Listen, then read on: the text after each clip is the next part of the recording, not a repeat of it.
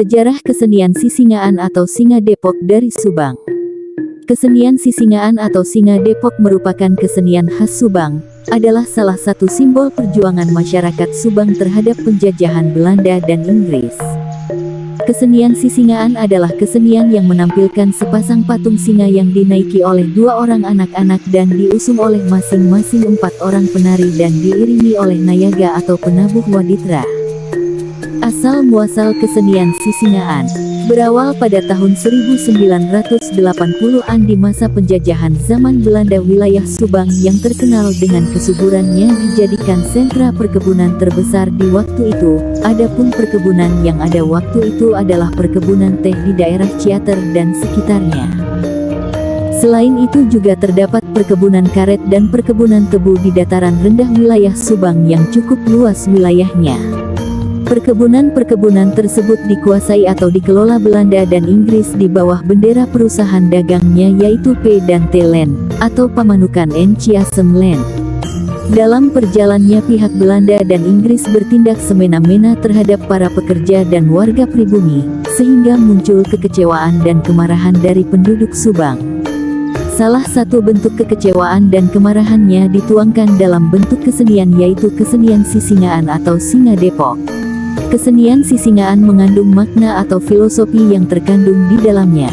Adapun filosofinya antara lain: 1. 4 orang penari atau pengusung merupakan simbol masyarakat Subang waktu itu yang mengalami kesewenang-wenangan dan tindakan penindasan dari pihak Belanda dan Inggris.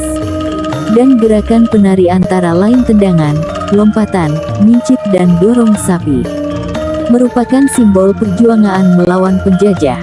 2. Patung singa merupakan simbol kerajaan atau negara Belanda dan Inggris yang mana kedua negara tersebut memiliki simbol singa.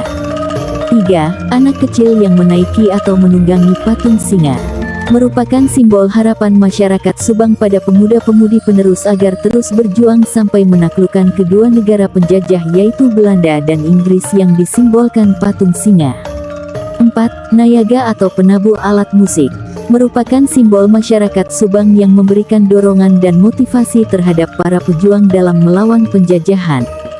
Pada tahun 1868 kesenian Sisingaan mulai dimasukkan unsur-unsur seni ketuk tilu dan gerakan-gerakan silat ke dalam tarian pengusung Sisingaan.